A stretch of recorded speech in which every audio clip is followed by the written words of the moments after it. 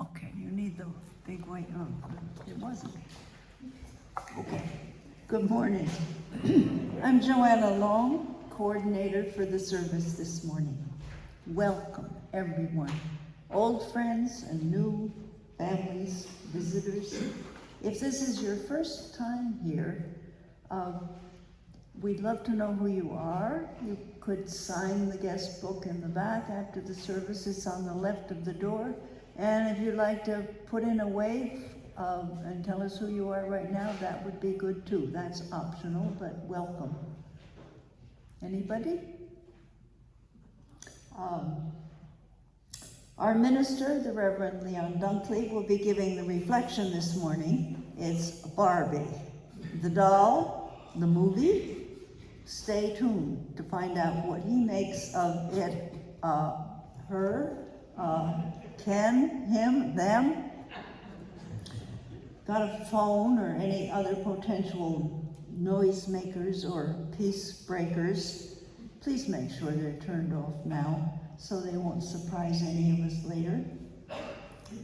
Next week's service will be in the UU Church on Route 12 in Barnard. If you haven't been there, it's lovely. And what's happened about the steeple? Does anybody know? Is it? They're repairing it. They're repairing it. Okay, well, you can go and see how they're coming. We'll be joined by other local UU congregations and ministers. And I don't know if there's a picnic afterwards. Sometimes there is, but do you know? There is. There is, okay.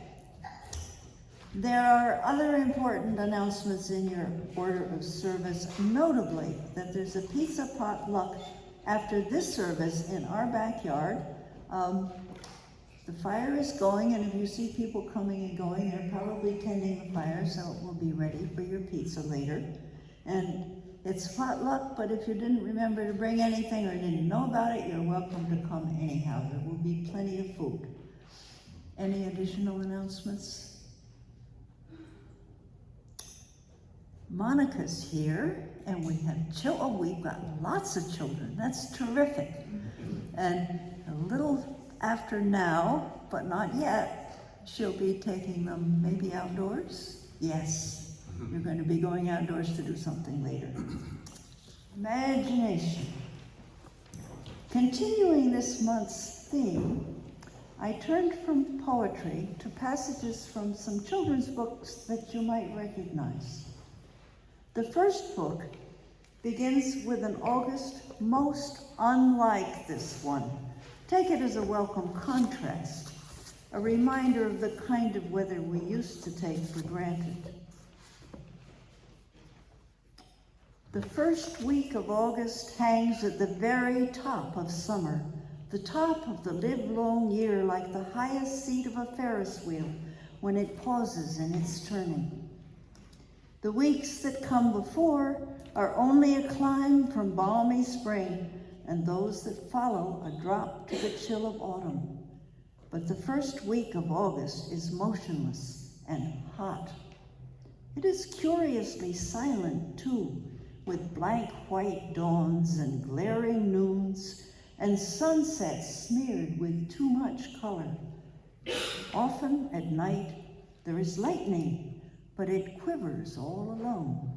There is no thunder, no relieving rain.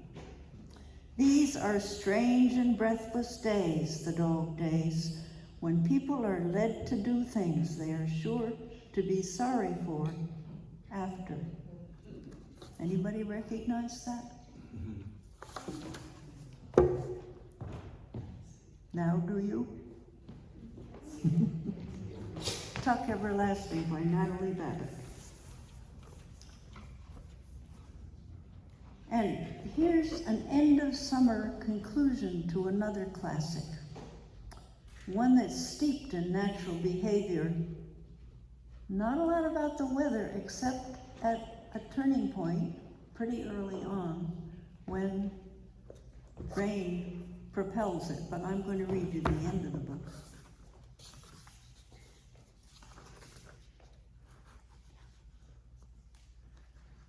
Life in the barn was very good, night and day, winter and summer, spring and fall, dull days and bright days. It was the best place to be, thought Wilbur, this warm, delicious cellar with the garrulous geese, the changing seasons, the heat of the sun, the passage of swallows, the nearness of rats, the sameness of sheep, the love of spiders, the smell of manure, and the glory of everything. Wilbur never forgot Charlotte. Although he loved her children and grandchildren dearly, none of the new spiders ever quite took her place in his heart. She was in a class by herself. It is not often that someone comes along who is a true friend and a good writer. Charlotte was both. And I chose two people to light the chalice who were good friends and good writers. That's how I thought of them. And you know this book. Doesn't have a jacket anymore. It's almost worn out because it got read so many times, and I read it last night, I almost had it by heart.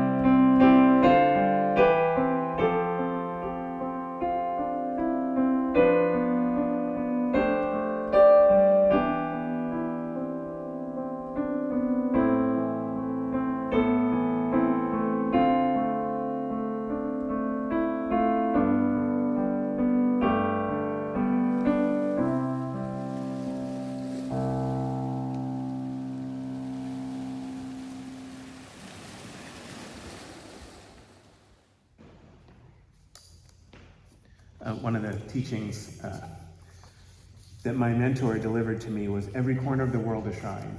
So he was trying to encourage his students to consider seeing the sacred in all things. So thank you, Reverend Rob Eller Isaacs, for giving me the courage to take on Barbie. Before we get started this morning, I just wanted to say, I wanted to confess, really, that I think I've become a bit rigid in my spirit as of late. Rigidity isn't working in my favor. As some of you may know, I used to be a self-defense instructor. Full impact women's self-defense. We taught in male and female teams, and we taught our students how to defend themselves. In self-defense, rigidity can work for you or it can work against you. It usually works against you, but it depends. God forbid one of us finds ourselves in a situation where we would have to think like this, but if someone were to grab one's arm in a hurtful way, becoming rigid in response contributes to the person who's offending us. So as a student of self-defense, one has to choose whether one wants to give away one's power in that way or soften. Often, not always, but often remaining flexible offers better options. Now, I'm often smart enough to know this, but I'm smart enough to know about this choice, but rarely am I wise enough to make it. I'm smart enough to know about this advantage, but I'm not wise enough to take it. Despite my training, I tense up when I get nervous, when I get scared, just like everyone else. So I guess I'm more nervous these days because I've become more rigid over these years. I have not become rigid in general. I've become rigid very specifically. I've become rigid almost only in Woodstock. I'm rigid here in this town. When I first arrived, I remembered standing out front of the church one day when this relatively large truck sped by pretty quickly. It was loud and pretty obnoxious, and the woman I was speaking with responded at that time with rage, incendiary rage. I was surprised by that, having just moved from Washington, D.C. Massive trucks speeding by was commonplace. I wasn't yet aware of how dangerous speeding vehicles can be up here in Woodstock. If I had known better, I wouldn't have been as surprised as I was, but I didn't, so I was. I was surprised when the woman's reaction. I was surprised by the language that I heard. I was also impressed, really. I think this has to do with how I was raised, being from New Jersey and all. So I won't repeat what she said, but I can say that it was filled with many colorful curses. I just spilled the water and considered cursing out loud because it was timely, but I won't do that. So I won't repeat what she said, but I was impressed by her language, by the elegance of her language, by her precision, and by her economy of words, vulgar, powerful, and succinct. There was nothing unclear about what she said, and I appreciated that. What I couldn't appreciate at the time was the ratio. Okay, it was like a level 5 incident of obnoxious behavior, but it produced a level 10 response in my friend. It was disproportionate. I didn't say anything at the time because I was really enjoying the moment and I wanted it to linger. But for me, it felt like home. I didn't want to interrupt my little bit of bliss, but I took note of it for sure, and I figured I would circle back one day, but I never did. Over the course of these years, though, I've become more rigid. I'm sure I have, because just last week, I remembered this moment from my first year here. In a different way, it happened again. I was standing out in front of a building that Rick Tobiasen and his team are working on over by Soulfully Good. And this car sped by, it looked like 1,000,000 miles an hour. And this time it was me who responded with incendiary rage. This time the offense was much less egregious. It was a car and not a truck after all, and it wasn't even really going that fast. But within me, this level 2 incident of obnoxious behavior produced the same level 10 response. The ratio was disproportionate again, this time more severely than the last. So things are getting worse. I am becoming more and more rigid, Woodstock rigid, about appropriate traffic speeds in town. And not just between Soulfully Good and North Chapel, but really like between Worthy Kitchen and Woodstock High. In time, my zone of car speed rigidity will become wider still. I'm even more reactive when cars move by too slowly. This can also produce a level 10 response in me. So there's really just this narrow window, unless you want me to curse like a sailor. So it's true, I have become more rigid about speed limits in this area. I have become more rigid about safety. Where are the 25s? Where are the 35s? It's probably smart to be rigid about some specific measurements, and it's probably wise to be flexible about other specific measurements, about specific hourglass measurements. 39, 18, 33. We are wise to become more flexible about these specific measurements. They have been the cause of great sorrow in our world. These are the specific measurements that has gotten Barbie into so much trouble. 39 bust, 18 waist, 33 hips. On her thinnest day, Brigitte Bardot could not boast figures this extreme. But Barbie somehow seemed to normalize them. Now, do the younger folks know who Brigitte Bardot is? Okay. Surely the older folks remember Brigitte Bardot was a famous actor. She's an animal rights activist now. She's 88. She has aged over time, unlike her plastic friend Barbie. Born in Paris in 1934, Brigitte Bardot was glamorous, a defining beauty. She gained wide acclaim for portraying sexually emancipated characters, often ones with hedonistic lifestyles. She was one of the best-known sex symbols of the 1950s and 1960s. The timing of this is why I bring her up. Barbie was born at that time. Barbie was born at the age of 19 in the spring of 1959. Okay. Bobby Darin's version of Mac the Knife was the killer song back then. Mac the Knife was a song about comparisons and contrasts. It explored the obvious differences between a shark and a murderous man, a deadly character that went by the name of McKeith. And the jazzers would sing, "Oh, the shark, babe, has such teeth, dear, and it shows them pearly white. Just a jackknife has old McKeith, babe, and he keeps it out of sight. So when that shark bites with its teeth, babe, scarlet billows start to spread. Fancy gloves, those. Oh, where is old McKeith, babe? So there's never a trace of red." Creepy. Kurt Weill and Bertolt Brecht composed the song for three-penny opera in 1928, Und der Haifisch, der hat Zähne, und die Träger im Gesicht. 30 years later, it was swinging.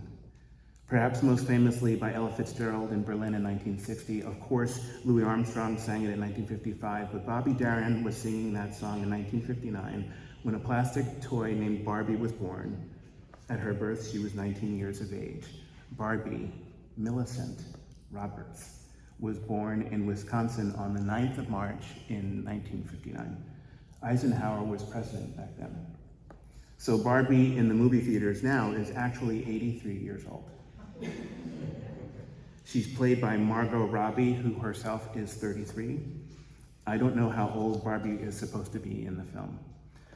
Barbie's parents, George and Margaret, had a total of 4 children, all girls. Stacy, Chelsea, and Skipper Madison were Barbie's 3 loving sisters. Okay, that's as far as I could go into the Barbie universe. I haven't seen the movie yet, so I'm not going to spoil anything, but I have only seen the trailer, and that was more than enough. I saw the telltale. I'm a fan, y'all. You're missing. It was more than enough to convince me that I love this film. I saw the telltale signs of Unitarian Universalism.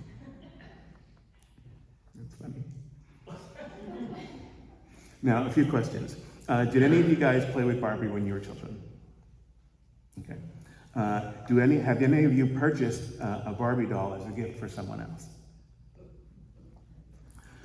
Do you like Barbie? Do you have positive feelings about her? And finally, do you dislike Barbie? And do you harbor negative opinions about her? Okay, that was fun.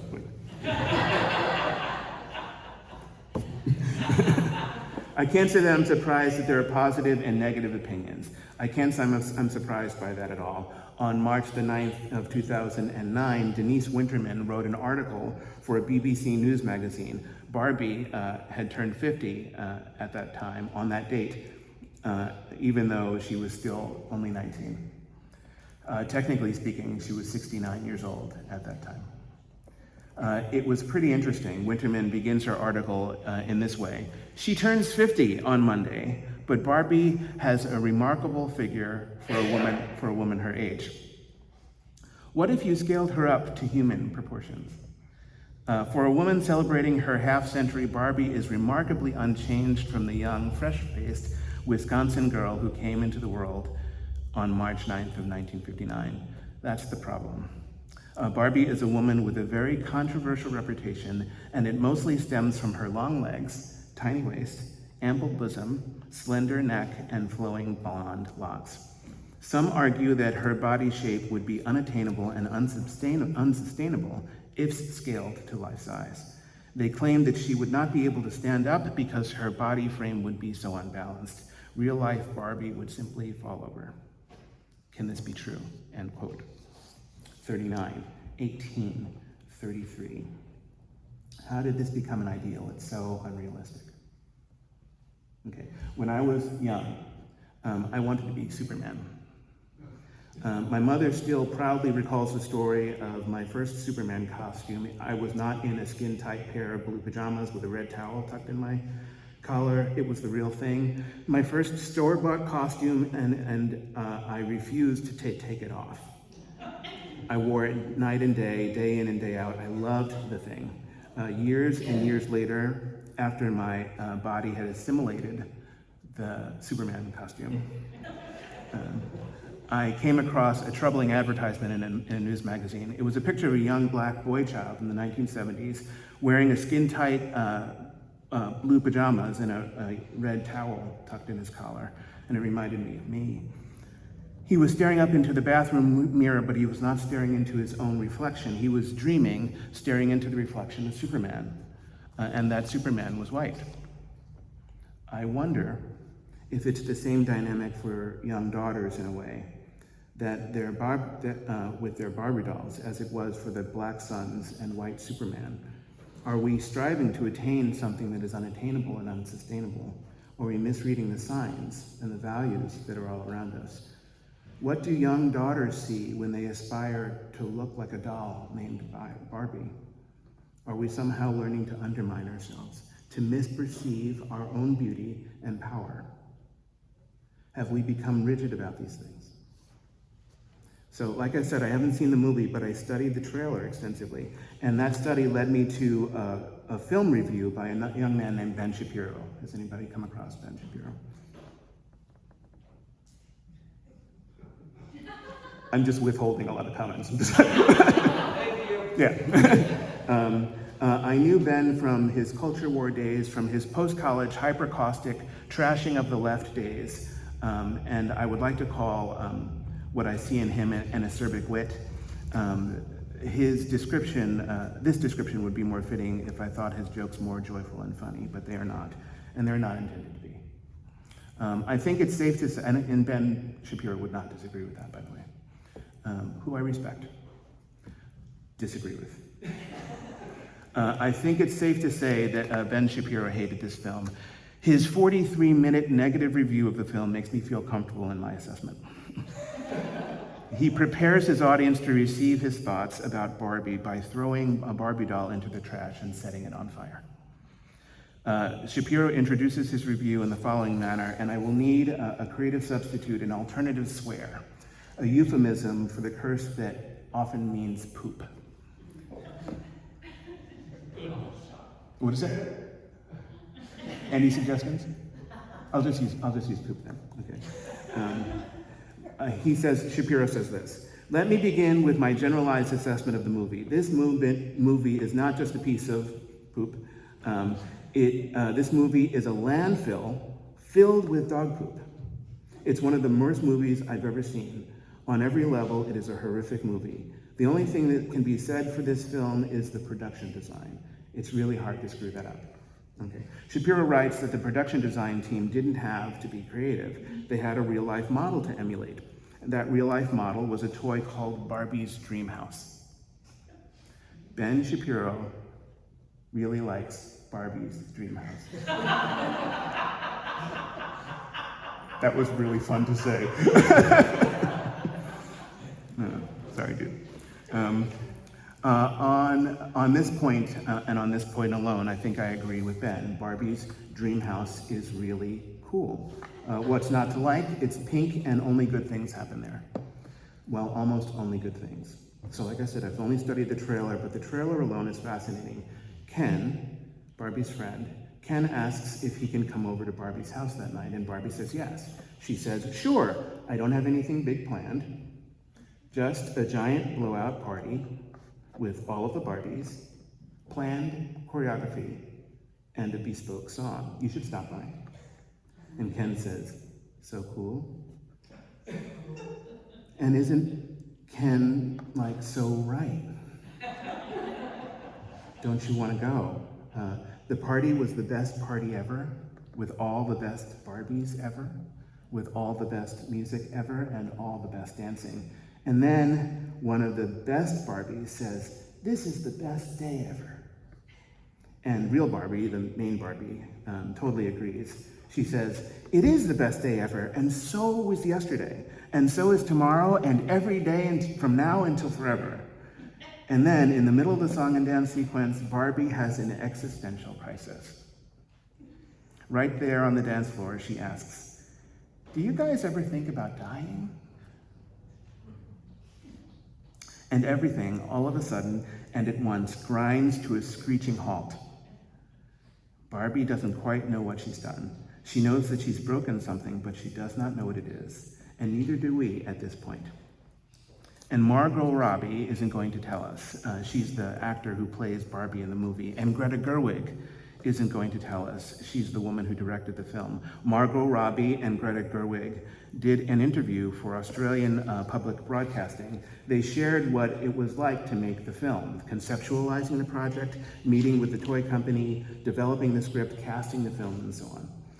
It was Margot Robbie who was first to engage. She said, the word Barbie is just already globally recognized, and people feel very strongly about Barbie. Some people love Barbie. Some people have a lot of problems with Barbie. Everyone has an associated memory with Barbie, whether they felt ambivalent or indifferent about her, or they still remember her.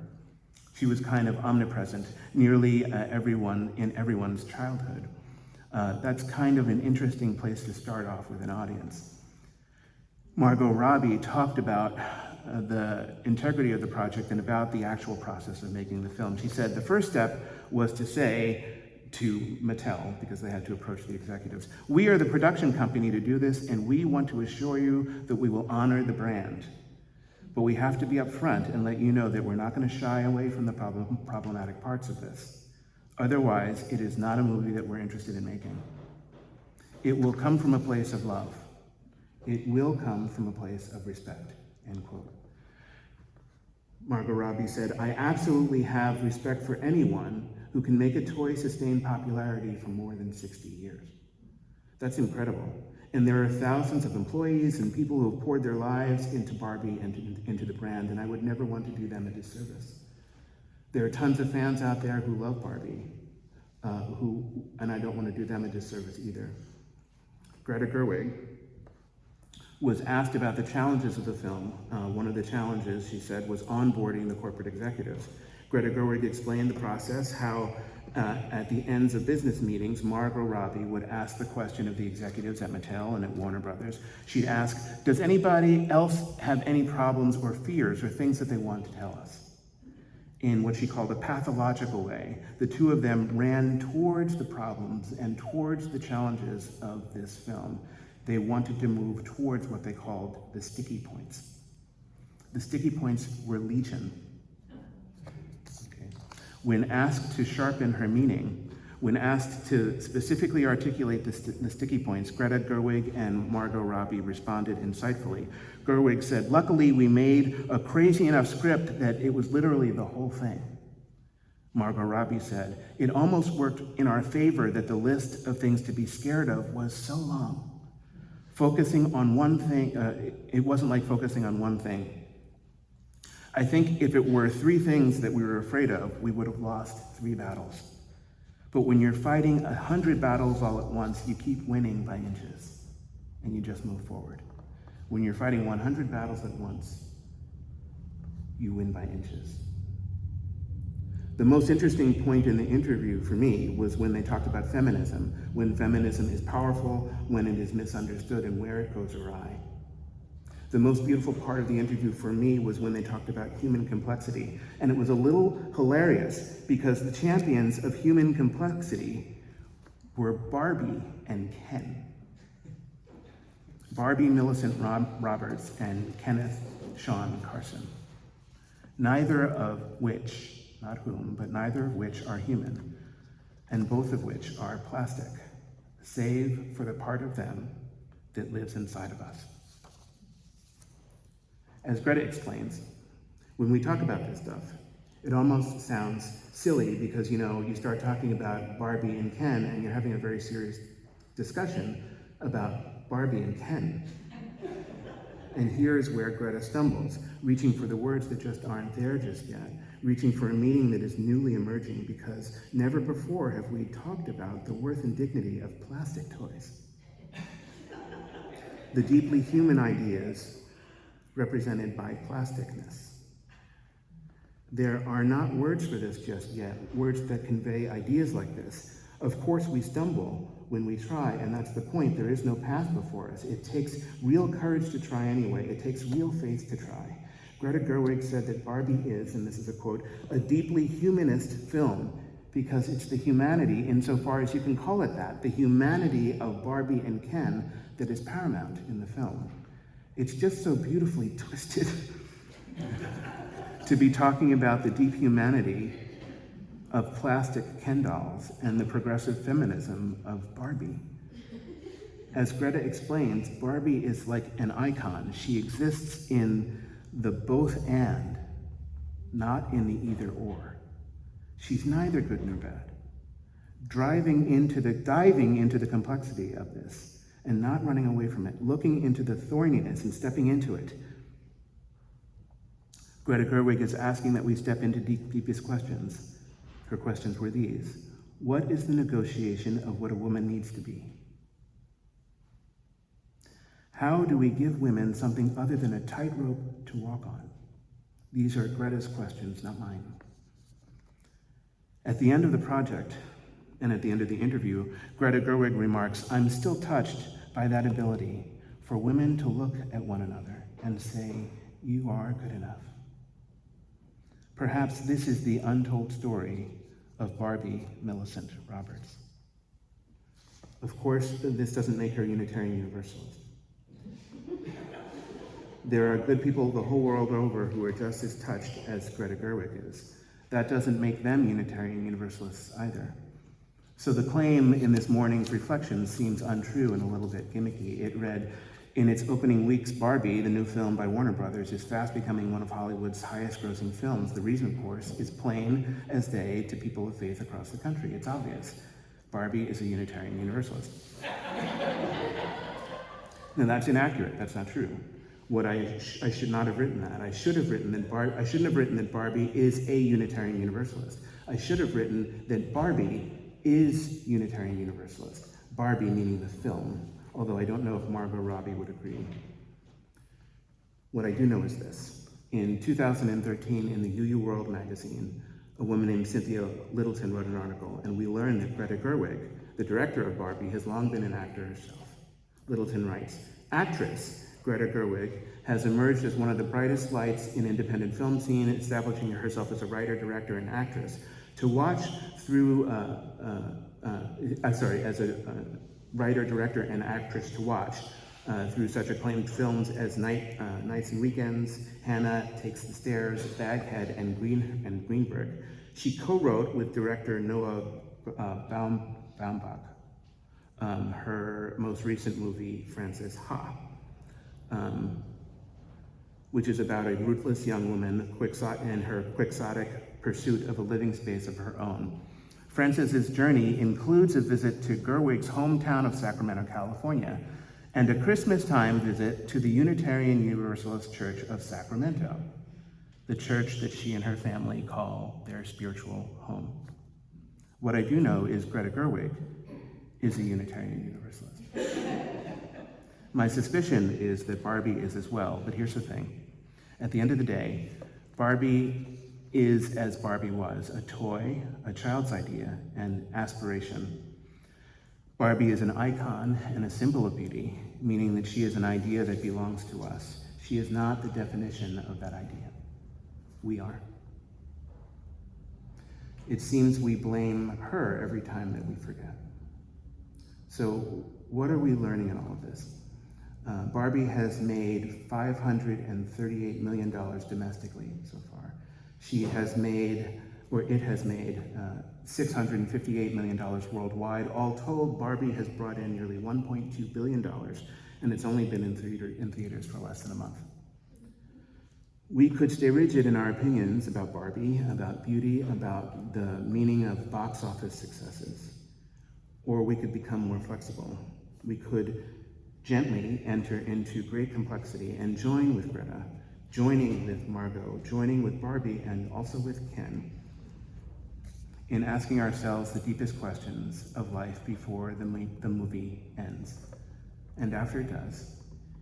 In the car, on car rides home, in coffee shops, and in restaurants, in churches and in synagogues, along rivers and on mountaintops. We can ask ourselves, what does it mean to be truly beautiful and alive? And we should all know the answer precisely, because we're all doing it right now. May this be true. It all depends on what we choose. So let's be flexible. May it be so. Blessed be, and amen.